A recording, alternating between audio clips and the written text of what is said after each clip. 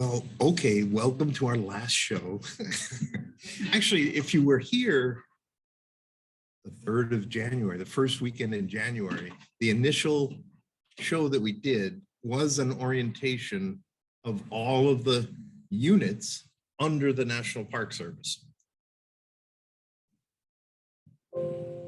There's our list. Oh, I hope it doesn't do that every time. There are 423 of such designations, the crown jewels of which are the 63 national parks.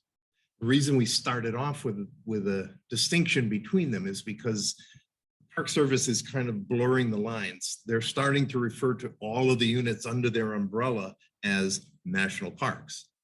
And it's not just playing word games. They're different. They have different rules, different regulations.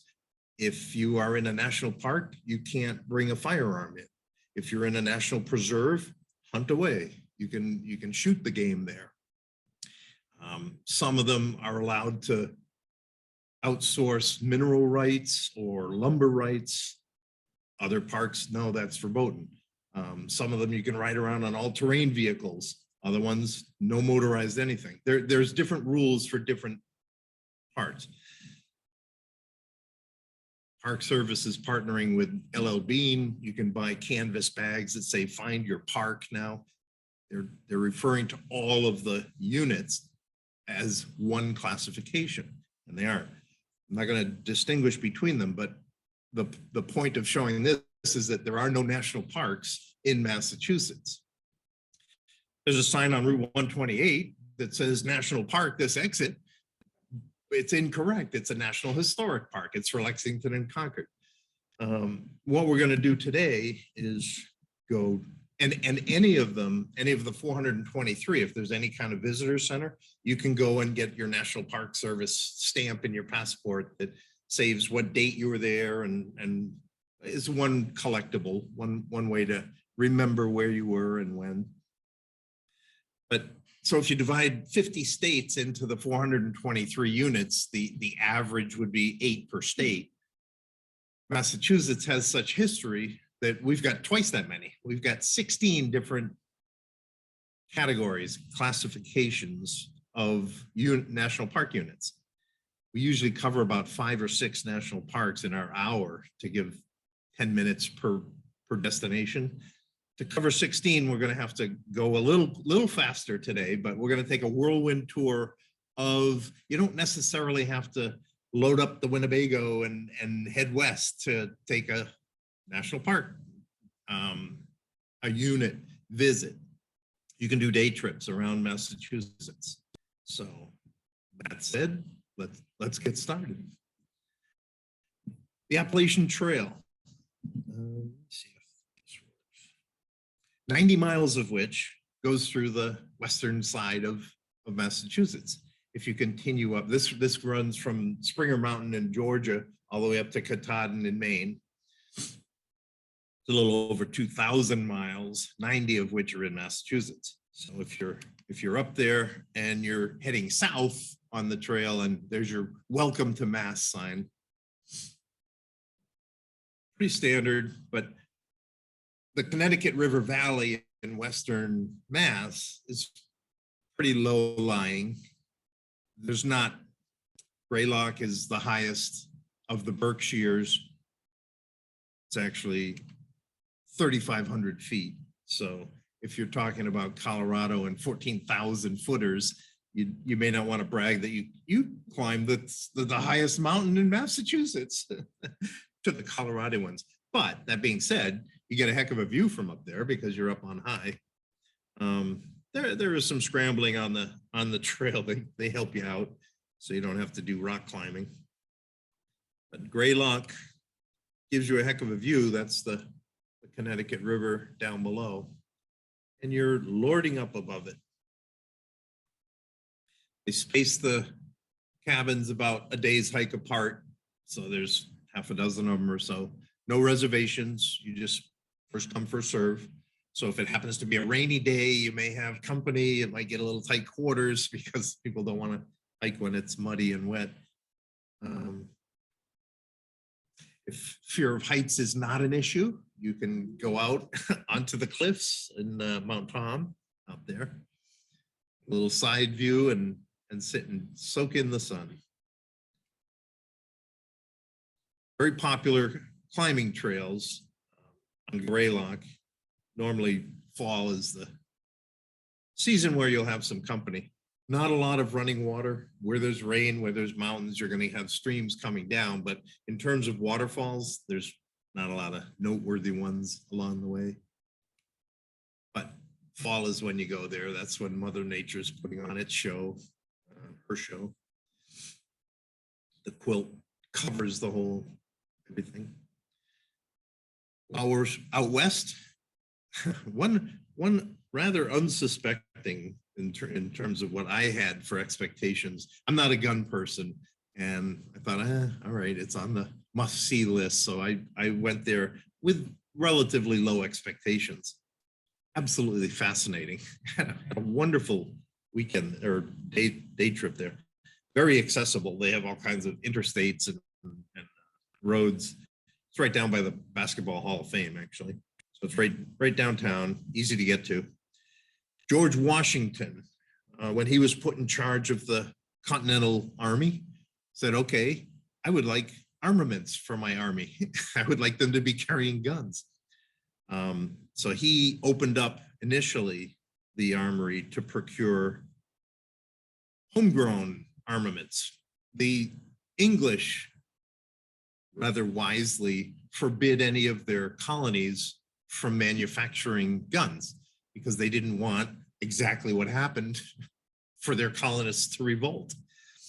We had bought French-made arms for the Revolutionary War.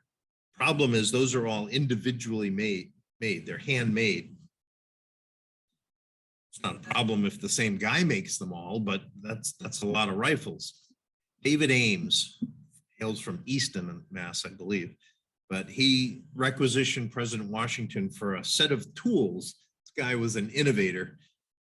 He had the thought process for machinery in replacing individual gunsmiths with machine-made mass production. The American system of manufacturing, which subsequently gave birth to interchangeable parts. It was the foundation. Henry Ford with his car line, assembly line, gets credit for mass production. Ames was actually the first one that instituted it. Lathes and machines, absolutely fascinating. You walk through the visitor center and they'll show you posters of which armaments were made there at the Springfield Armory along a date line for which particular war. The rifle musket for the Civil War were arming the Union troops. Became very, very important because during the Civil War, there were only two sources of all of the guns for the Union troops. One was Harper's Ferry down in West Virginia. And when that was captured and blown up, that left Springfield as the only source of guns for the entire Union Army. So Springfield Armory played a very, very important role.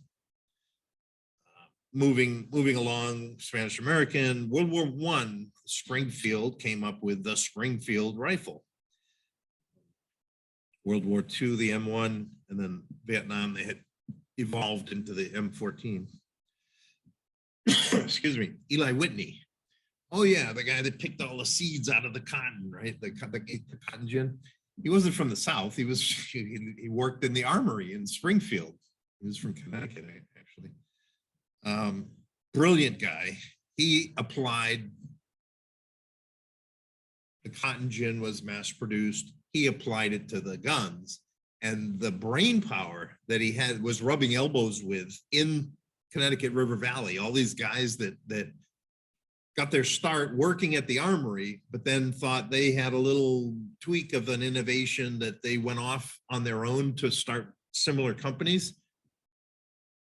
Magnet for creative and successful arms companies. You had Colt 45, Smith & Wesson, Whitney with his Pratt & Whitney, the Remington firearms, the Winchester rifles. All of these guys that started those companies all worked at the Springfield Armory And they shared their ideas. They all knew each other. They were all in the immediate vicinity.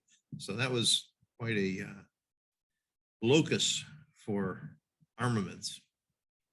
Springfield rifle. So if they were being individually made, an order for 250,000 would not have been possible. But with the lathes and the mass-produced manufacturing, they made the Springfield rifle to send to our troops for World War I. Very sturdy, very dependable, wouldn't jam up on you normally, and extremely accurate. So that became a favorite. There's the lathes that were churning out the parts. The 1936, they moved up to a semi-automatic rifle. About, instead of 250,000, by the end of World War II, Springfield Armory had supplied 3.5 million M1 rifles. George Patton wasn't one for handing out superfluous compliments at any point, but in his words, the M1 was the greatest battle implement ever devised.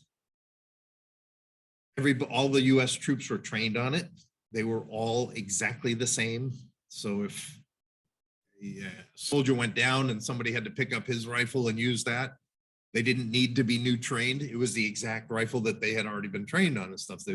They were extremely accurate. And the fact that they rarely jammed was, they were very reliable. So for him to come out and say, this is awesome, I'm a gold star. Anyway, walking around the visitor center, it's, if you get sucked into reading the timelines and stuff, I had no idea how they would transport all of these guns. Okay, so they can crank out a bunch of them. How do you get the piggies to market? How do you move muskets in the 1870s or something? Well, they had a storage rack called an organ that holds 1,100 muskets. That's what they would load onto a cart to transport them without them being all bunged up. Anyway, there's a lot to learn there. Don't underestimate the time that you might want to spend there. Over to the east side to Lowell. If you drive down Route 3, there's a brown National Park Service sign that says Lowell National Historic Site Park, this exit, which is correct. Merrimack River comes down from New Hampshire. Obviously during spring runoff, when there's snow melt and stuff, there's a little higher volume, but the river drops 32 feet during a 1 mile stretch going through what's now downtown Lowell.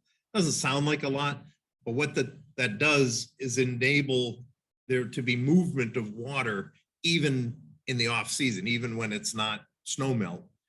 So you have a continuous flow of water. The canals were built to siphon off the moving water so that they built, the whole city was factories. 1820s, we're talking the front of America's shift into industrial revolution. Cheek to jowl, there were 11 different companies, 11 different mills, side by each, along this 1 mile stretch, all of them using the water to turn the mechanisms to churn out textiles. So you have the mills right alongside the canals. Water would flow down. Here's a schematic of what they're doing. Actually, the water, just like the big paddle wheels on the Sidewinder steamboats going up the Mississippi, the water churns the wheel, and that's through a series of pulleys and straps and stuff, turns all of the workings of the lathe. The looms, all the machinery, wouldn't want to get your hands caught in there because it's not going to stop. The water was continuous. So we're talking 1835, Lowell had 22 mills. Within a 20-year span, it was 52 mills. There were upwards of 13,000 employees working in these mills, churning out textiles. There's the picture of it's kind of hazardous, actually. It looks at, you can walk around there, but so mid 1800s, Lowell was up to 33,000 in population, second only to Boston. Lowell was the second largest city in all of Massachusetts. had 13,000 of workers, most of whom were the Lowell, the women at the textile mills. Not sure I would want to be wearing a loose apron with a spinning lathe in front of me, but this is the looms. This is in the visitor center. You can go see how it swung back and forth and churned out the finished product, the cloth that was being made there. Lowell mills are an interesting study, actually. Over 75% of the workers in the mills were women, and it was kind of a social experiment. The company built lodging and boarding houses for them, and then sought to exert a very high level of control over the curfews and who could visit. And that's a whole nother story in itself, over the social behavior of their 13,000 women. So if you visit the mills now, you can take a boat ride up the canals and see the mills. There's not a lot to see from the outside. But if you take the trolley, these guys are great. The Park Service employees, very knowledgeable. They are great at answering questions and stuff. They have a pretty good grasp of their subject matter. So that's the visitor center, with walking through the manufacturing process, how the yarn got turned into finished textiles and some of the output. That's the Lowell mills. So a little further along out to the town of Salem, everybody thinks Halloween, the Salem witches and everything. That's when you go to Salem. There's actually a rather historic waterfront district, which was the site of the first National Historic Site founded by the Park Service back in 1938. Early on, our country didn't have an awful lot of money. They had the main means of well, there were taxations, I guess, but most of the money that went to the government came to bolster our early economy was from import taxes on cargo. So the maritime history, this was a big one. All of the ships coming in from the Orient with their laden cargo, you had to check in at the customs house, and they collected taxes and stuff. So they were meeting with the owners, the merchants that owned the ships and stuff. They would come into port. It's kind of an interesting walkthrough, because for early colonial America, this is rather impressive. Very high ceilings, a grand stairway going up, cherry furniture. They wanted to make a very good impression on these merchants that would come in, that we were not some backwater.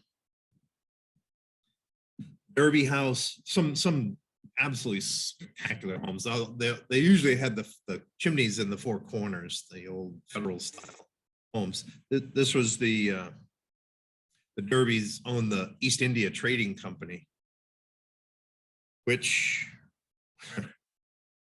there were enough affluent families that there was a demand for porcelain in the new country, not only for tea sets and service sets, but there was no indoor plumbing at the time. So all the bathrooms, restrooms had ewers and pitchers for washing up. Well, we didn't make an awful lot of porcelain. The finest stuff came, which is why it's called China, fine China. Rather tricky going on the open waters from Asia by boat to transport delicate porcelain. So they had to stack it with all kinds of straw and padding in there.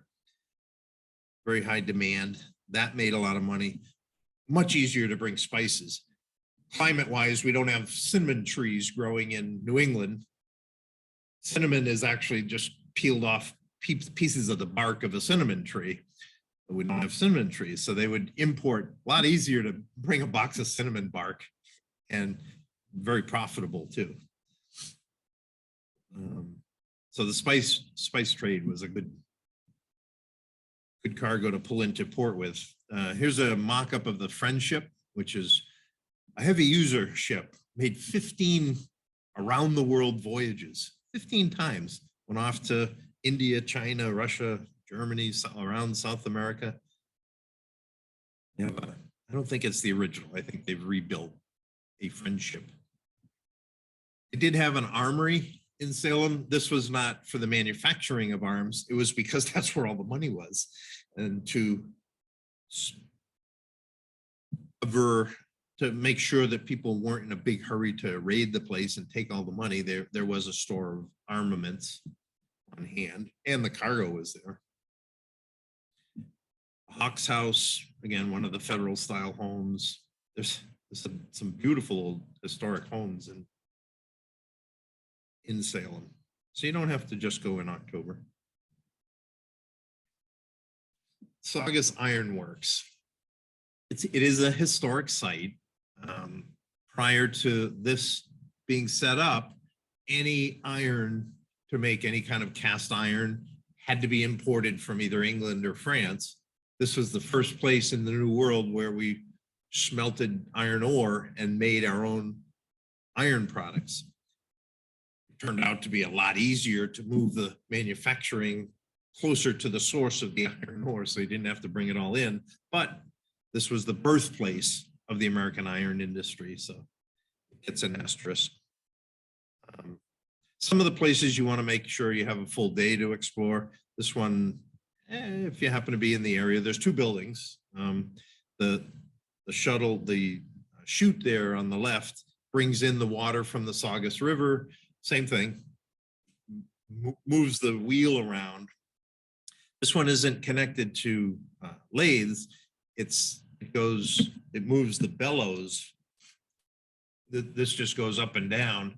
Takes a very, very hot fire to melt iron. So the blast furnace was enabled by the water being utilized to pump the bellows nonstop, keep the fire hot.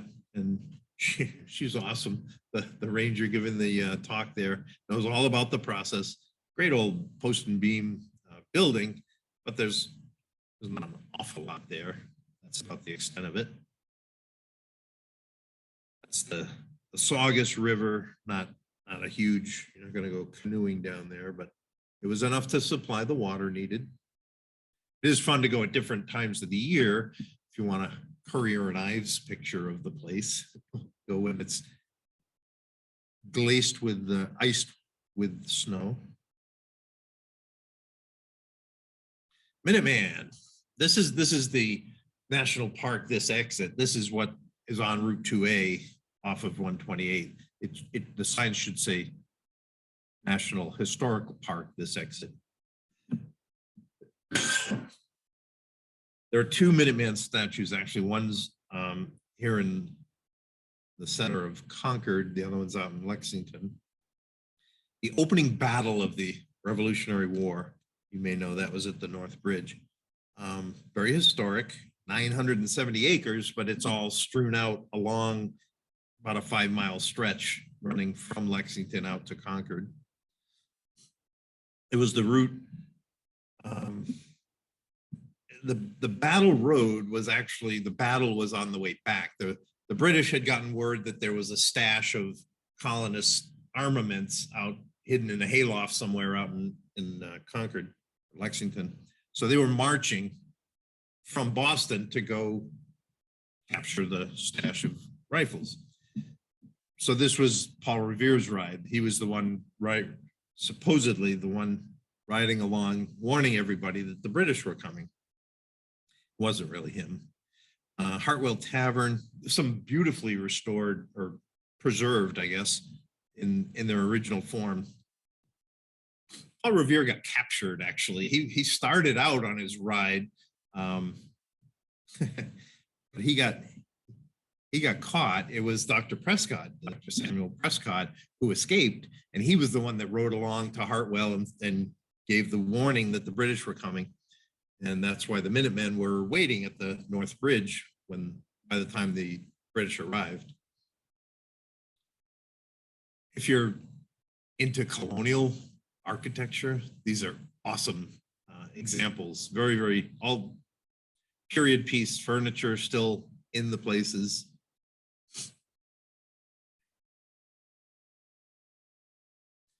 These poor guys, they dress in period garb. I was there in August and had to have been over 90 degrees, and this poor guy's in his wool long sleeve shirt out there, but they're pretty good. They know the whole story of who came where, at what time, what the sequence was and everything. So they're very informative. Buckman is another one, absolutely magnificent interior. I mean, look at the fireplace. You can put 4-foot logs in there.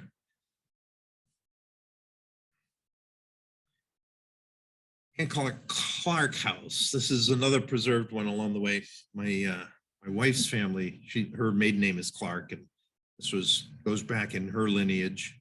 So some of the pieces of furniture in there have her and her siblings' names on them that they'll end up with.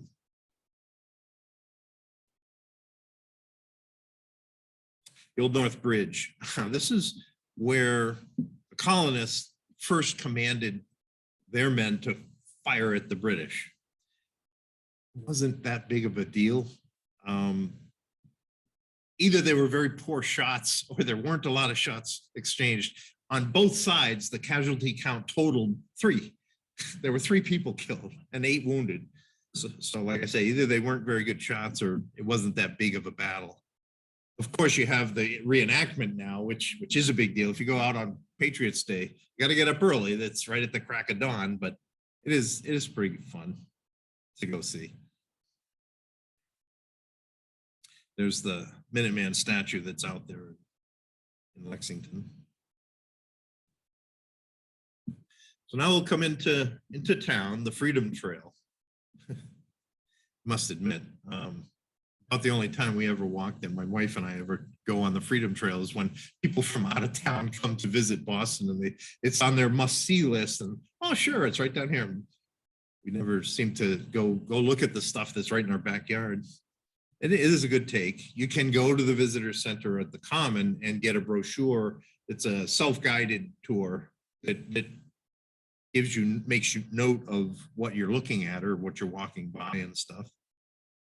You start at the Commons, go by the State House. The granary is really fun. Not sure if they used to do the gravestone rubbings. I don't think they allow that anymore because they're so darn old, but there's a lot of famous people there. Sam Adams is buried there, Paul Revere. Mother Goose is there as well, but so there's school kids taking a tour. It is a fun place to know about. The old South Meeting House used to be the largest building in colonial Boston. This is where they got all riled up and left from here to go dump the tea into the harbor to let British know that we weren't real happy with them. Get things started. The old State House. This is the oldest building in Boston, still there. A little tricky. This is the site of the Boston Massacre, where the Brits didn't exactly want to tolerate the pushback. You got to be careful if you're going to go out and take a picture of the memento. These are functional roads, so there's cars coming from both directions. You gotta dash out there when it's free to get a clean shot like that. Faneuil Hall. Faneuil Hall used to be very, very important in terms of not for its food court, but the upstairs sat a lot of people, and the great orators, the John Adamses and Hancocks and all the guys that wanted to stir everyone up. It had a large seating capacity. The acoustics are awesome. You can hear everything going on. There was a lot of debates and stuff. This is upstairs from why you go to Faneuil Hall now, which is to go get something to eat or go to the push carts. Still a very popular spot. And you may walk by and not have an appreciation of what you're saying. There is a placard out in front that this was Paul Revere's house, but as you're walking along, it's kind of stuck in the corner. You might not know it if you didn't have your guidebook. There's the statue of Paul Revere, which is outside the North Church, where the lantern was hung. The old North Church, it's still functional, actually. They hold services there. Beautiful church. Bunker Hill. Bunker Hill was interesting. When George Washington brought his army up just to surround Boston, the Brits were out towards the port. They had their navy, their ships, and they had the seaside. Washington surrounded Boston, and Bunker Hill was the high ground. It's not all that high, but better to shoot down than to shoot up. So what happened? What happened and who won? Well, the colonists took the high ground. Evening, nighttime, they built a wall, a dirt wall around, because it was completely bare and they didn't want to be exposed to the British shot. So they built a wall. The British started firing their cannons at the wall to break it down. That wasn't very successful. So the British weren't very smart. They would march up the hill, side by each, in rows, coming up the hill with colonists shooting down at them. If they missed the guy they were aiming at, they'd hit the one next to them. I mean, the British suffered massive casualties, and they would retreat because their rows got mowed down, and then they'd come back again en masse, and more got mowed down. The British won the battle, but the only reason they won is because the colonists ran out of bullets. They used up all their shot, and they had to retreat. They had to take off. So this is kind of a artist's depiction of what they were vastly outnumbered, but they had the high ground, and they were shooting down at these poor saps that were coming up the hill at them. So the British won, but it came at a much higher cost than they ever envisioned that they would suffer. As you walk along, the end of the Freedom Trail ends up over at the Charlestown Navy Yard, which is a pretty good digs if you happen to be in charge of, if you were the commandant. This is the house that they gave you. It's where the Constitution is. That's the last stop. You can go on board and see where shorter people used to sleep in bunks. It's kind of tight quarters. They go out and make a tour of the harbor once a year on their annual showing. Anyway, that's the Freedom Trail. Now there's a second Black Heritage Trail that goes around Boston. The red trail going off to the right there, the corner, is the Freedom Trail. The blue trail that circles around Beacon Hill is the African American National Historic Site. Prior to the Civil War, more than half of all the blacks that lived in Boston lived in and around Beacon Hill. That was their digs. So as you walk around, well, you start at the Common, and you have St. Caben's bronze statue of Robert Shaw. He was the leader of the 54th Mass Regiment, the all-black regiment during the Civil War. Beautiful statue. These you do need a guide for, or you just walk right by and not really have an appreciation of what you're looking at. Middleton was a big player. He was a war veteran. The Bucks of America was the precursor to the 54th Regiment. So you go down this African meeting house. There's a sign there, but it looks like you're going down a dead end alley. You walk down there, and that's the African meeting house. This is where Frederick Douglass showed up and raised his concerns to the black community that, you know, what the heck, all these colonists are fighting and dying for your freedom, and you're sitting up here. Get your name on the list, go enroll and enlist. And that's served as the recruitment station that ended up as the 54th Regiment. So there's lots of history along there. Coburn House. The Massasoit Guards was another all-black regiment that was the precursor to the 54th.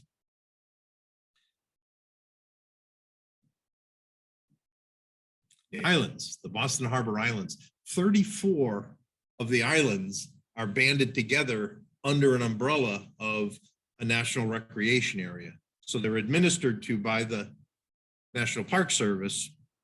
You're free to come and go. You can bring your personal boats, or you can ferry yourself out there. You just can't put a condo up. The oldest lighthouse in the United States is on Little Brewster Island, looking at the Boston skyline. George's Island, they put a fort there in the Civil War to defend should the Rebs decide to sail into Boston and cause problems. They built one heck of a fort out there, Fort Warren. Dr. Warren is the one who saw One If I Land, Two If I Sea, and sent Paul Revere off on his ride. He was up on Beacon Hill, Bunker Hill during the battle. And when the colonists were retreating, when they were out of ammo, he was an officer. So there's, come on, sir, get the heck out of here. He was a doctor. There were so many wounded. He refused to leave. He stayed there and he ended up getting killed. So that's who the Fort Warren was named after, was Dr. Joseph Warren. Peddocks Island is the one with the longest shore. It's actually two separate islands, and at low tide, they're connected by a sandbar. We used to go out and camp out there. Late 60s, the Coast Guard would bring the Boy Scouts out there and dump you on a Friday afternoon and come back on Sunday to pick you up. It was a fun place. Fort Andrews never got fired actually in actual defense of Boston, but they had one heck of a cannon if you wanted to try to sail by. If you saw Martin Scorsese's Shutter Island movie, the interior scenes of that movie were actually filmed in Medfield, where I grew up. There's a state hospital there with all kinds of rundown, decrepit buildings that were perfect for the interior signs, but the exterior scenes were filmed out on Fort Andrews. So you have great views. You can go out there and have your lunch at Thompson Island and have a heck of a view of Boston. There's a ropes course out there. Outward Bound uses the area. They'll shuttle inner city kids out there. Give them a little teamwork, but again, you're not going to be putting up any high rises because it's under the protection of the Park Service.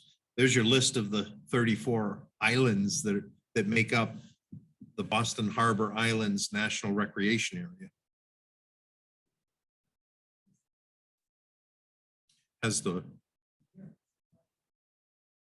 I'm not sure. You do get a heck of a view of the Boston skyline though, at night.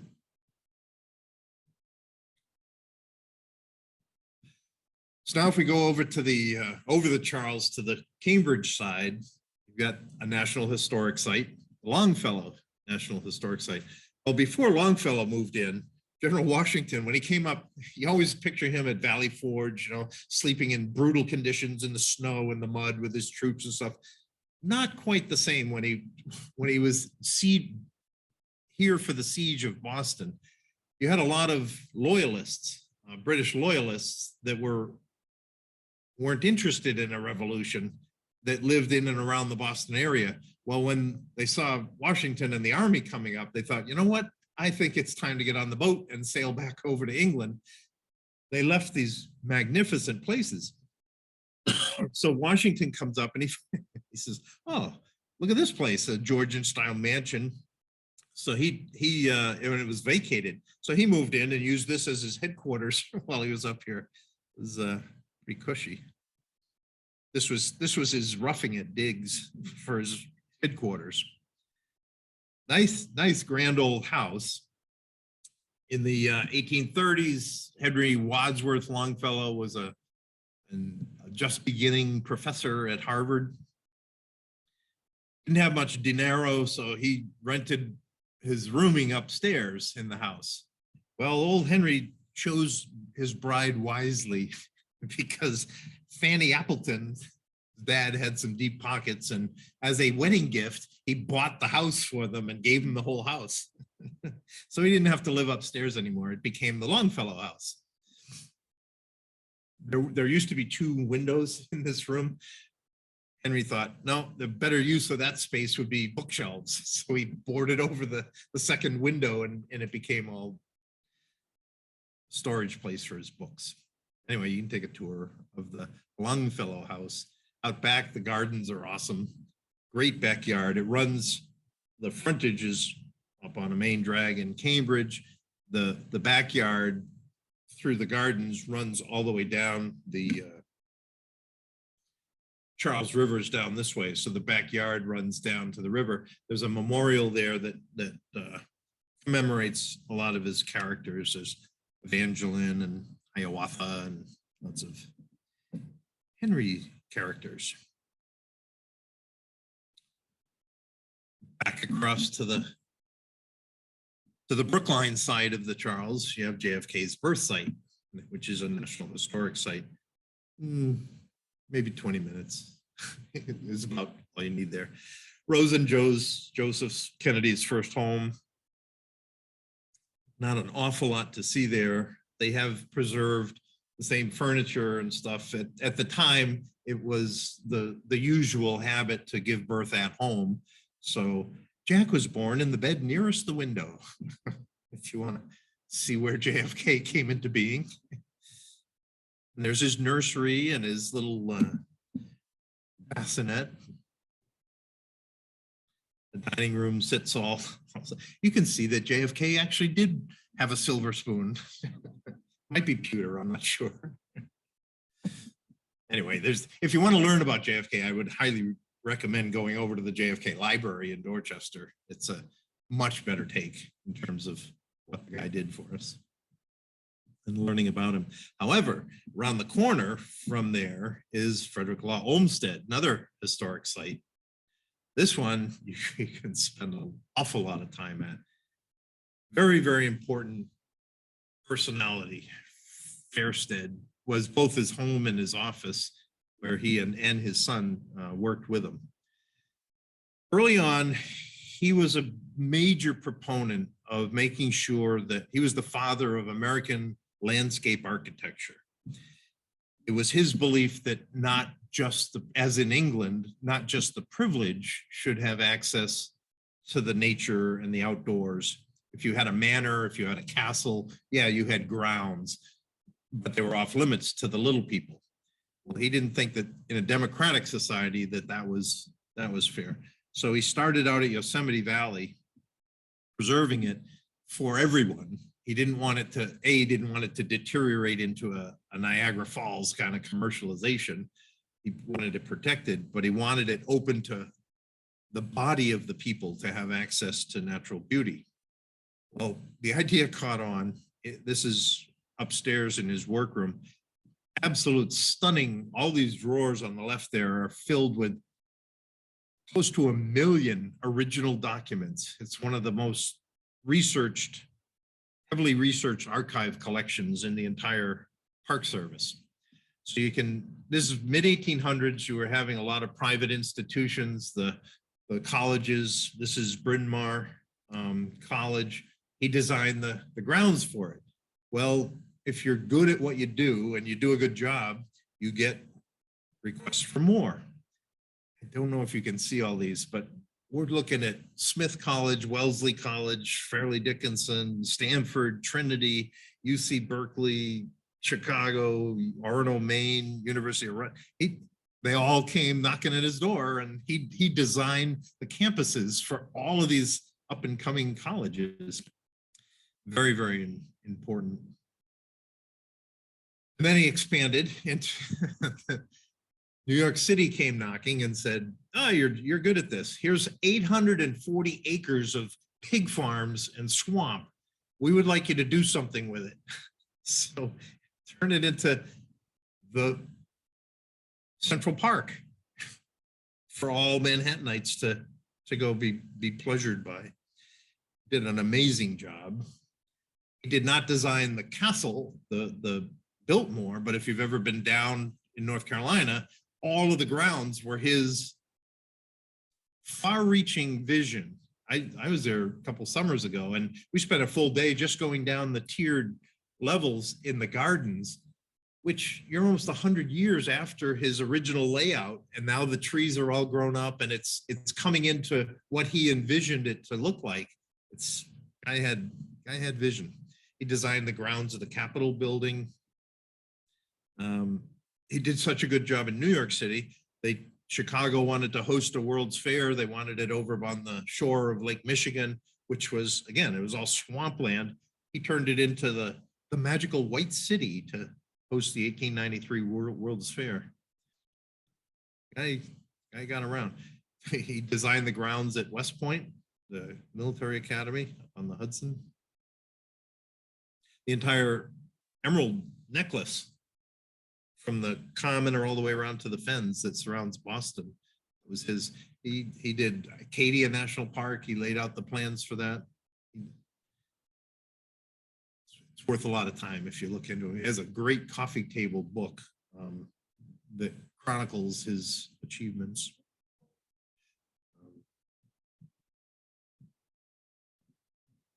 Frederick Law Olmsted, sorry.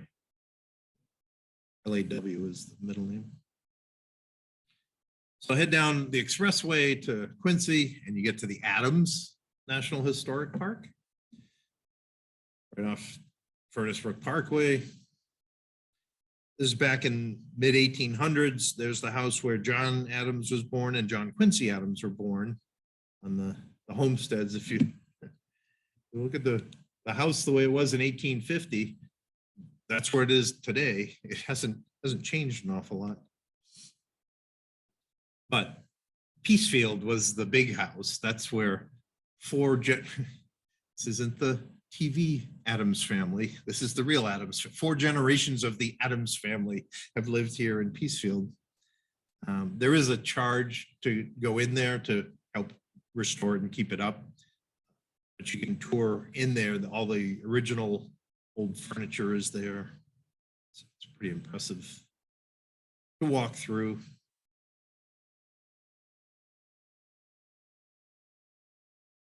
Massive 4-poster. And the foot warmer, where they would take coals out of the fireplace, put it in the pan and slide it between the sheets to warm the sheets up before you got in.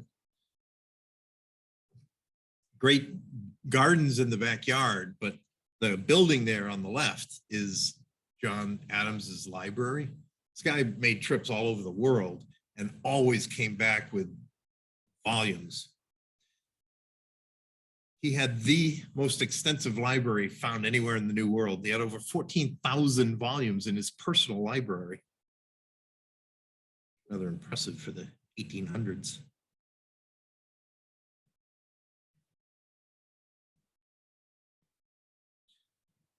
All right, down we go to New Bedford. Bedford, another historical park.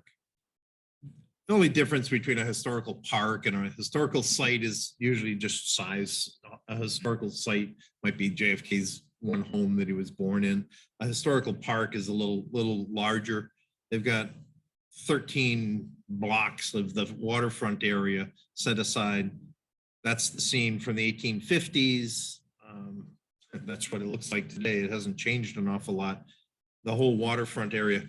If you're going to go, I would highly recommend don't wear heels. The cobblestones are not the smoothest surface to walk around on. Dress like this and you'll have a good time. These are the NPS employees that have a grand time dressing up in period garb. This is actually the oldest customs house. Salem was the one that took in the most of the goods, but during the 1830s, when the whaling oil was coming in, this one, 1836, got started. The oldest continually operating customs house. Well, it says continuous. I don't think so. I don't think they come into port anymore there. They use Bitcoin now. The big square federal style buildings, a lot of them have been turned into museums, so you can go inside. This is where the owners of the whaling ships, not the sea captains, lived. They lived pretty well off. The ships would go out for 3 or 4 years at a time collecting whales. Now, for a 30-year period, 1830 to 1860s, if you wanted light at night, you had a whale oil lamp. 1860s, they came along with kerosene, which burned a little brighter, didn't cost as much. You didn't have to go harpoon whales to get kerosene. It was more reliable. But prior to its existence, for 30, and then not just the Boston area, this is worldwide. The demand for the whale oil is what made New Bedford such a burgeoning port. They would come back with barrels and barrels of whale oil, and it was in very high demand. 1841, Herman Melville on the Acushnet set sail, which he documented in his novel Moby Dick. Seaman's Bethel is there. This was the preacher perch that was described in Moby Dick. Heck of a museum. This will take you a whole afternoon. Very, very large and wondrous displays. This is a half-scale replica, so it's sizable. This is a huge ceiling in this place. You can see how extensive the riggings were, that you had to know what you were doing and which direction the booms were going to come from, so you didn't get knocked overboard when you were setting sail. But the suspended ceilings, they have 5 complete whale skeletons suspended from the ceilings that you can walk around underneath if you choose to.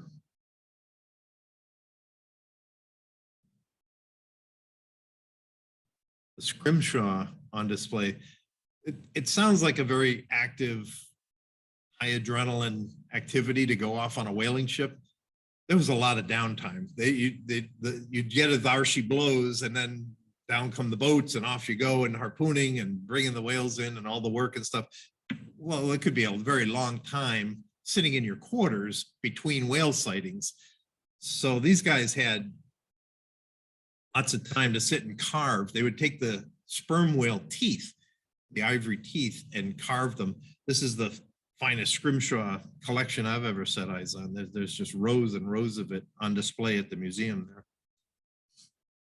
Very intricate. The waterfront has their mock-up of the Ernestina. Sunset at the wharf. Included Blackstone River. It's a National Historic Park. It's actually just over the line in Pawtucket. But the Blackstone River comes from Worcester down to end up here. So I included it in the Massachusetts. This was actually the precursor to Lowell mills. They got the idea from here. This was the actual birthplace of American manufacturing, the first water-powered textile mill that was set up. And then next door, his son-in-law, the owner's son-in-law, Wilkinson, he set up a way of manufacturing screws. They used to be done by hand, handmade individual screws. He set up the lathes to machine work, and he could churn out barrels in a day instead of a handful. So that became, they're in the Mechanical Engineering Hall of Fame, the Wilkinson Mill. Same identical setup with the turbines being driven by the belts and the pulleys connected outside to the water wheels that harness the energy from the waterfalls. If you go up the valley, the Blackstone River, it's not the biggest flowing river in the world, but it became known as America's hardest working river because from Worcester down to Pawtucket, it drops 440 feet in 48 miles. So roughly 10 feet a mile. It's continuously flowing. So there were, by the 1800s, mid 1800s, there were over 100 mills along that 48-mile stretch using the river for industrial purposes. So it was a very hard-working river. Hopedale was one of the towns that sprung up. The mill in the middle was right on the water, but the owner actually laid out the streets and the buildings for his workers and stuff. They had over 4,000 people working at the mill, which is still there, but it's rather in disrepair. That's the Blackstone River. We'll end up down here on the Cape at the National Seashore. It's a lot bigger than you may have suspect in terms of the, if you look up towards the top, the actual commercial entity that is Provincetown is just in the white. 3/4 of all of Provincetown is under the National Park Service. It's all sand dunes and Race Point and stuff. 40 miles of beachfront property is all under National Park Service. So you've got Pleasant Bay, right? South Beach down here. The Monomoys, North and South Island, are actually under the Fish and Wildlife. Here we have our friend, the piping plover. 5% of all the Atlantic population nests in the park, in the National Seashore parklands. Which is why at certain times there's actually 25 federally protected species there, but they seem to be the best known. Normally you can go off and hike around in the dunes and the areas, but when they are nesting, you'll see closed off areas. Gulf Stream comes up and warms the waters, so you've got gray seals that love to congregate in the area. But where you have food, you have predators. Their food supply is there, so because the Gulf warms the waters enough, you have great whites that'll come up this far. They'll chomp the little seals. There's the North Monomoy and South Monomoy. Those are actually under Fish and Wildlife. So it's not part of the National Seashore. When you drive up to the Eastham Visitor Center, you approach from the parking area and it looks all asphalt, and it's a much prettier view from across the pond. The salt pond that's there, it sits up on the hill. From the backside, I think it's a nice, better view of the Visitor Center. They do have boardwalks there where you can head off. There's a cedar swamp in between the sand dunes and the interior. Outside the dunes, you've got the beaches, Coast Guard Beach, lots of lighthouses. I think there's 5 functioning ones, but there's a bunch of others that are still there. Yeah, 5 working houses. Not a bad spot to have to go to show up every morning. This is the superintendent. That's the view out his office window, which faces east, and you get the rising sun every morning. And there's a more crowded use of Marconi. That's the White Cedar Trail, has the boardwalk in the background there that you can see. It just keeps your feet out of the water. It makes it a much more pleasant walk. Out of all 423 units under the Park Service, 6 of them have golf courses on them. One of them is the National Seashore. Highland Links is on National Seashore property. Highland Light, Cape Cod Light, one of the more photographed ones up on the hill in Truro. Used to have a resort there. This has been turned into a museum. Look at Provincetown. All the green is under the National Park Service. So if you look on an aerial view, you can see why there's not a lot out there. There's a lot of sand, and it wasn't very accessible to walk out there. So this was actually the first site in 1963. This was the first bike trail that the Park Service ever built. It was a 7-mile trail in the National Seashore to get you out to Race Point. If you want to go out there, if you pedal all the way out or hike all the way out there, you're pretty much going to have it to yourself. There's no motorized access to drive out there. And then you don't have to go out on a whale watching trip because the food for the whales is in the south, the shallow waters off of Race Point. So the whales come, you can see them from shore. And just a bunch more of lighthouses that are out on Race Point. This one was actually moved here.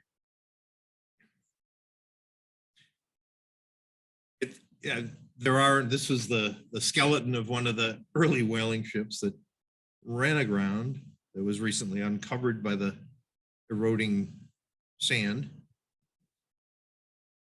Wood End, the other lighthouse, Long Point. This was built in 1875. They've had a a lot of storms since 1875, and this sucker still stands. That's the entrance to the harbor, Long Point. That's your Race Point sunset. The end. So there's our whirlwind tour of the Massachusetts locations.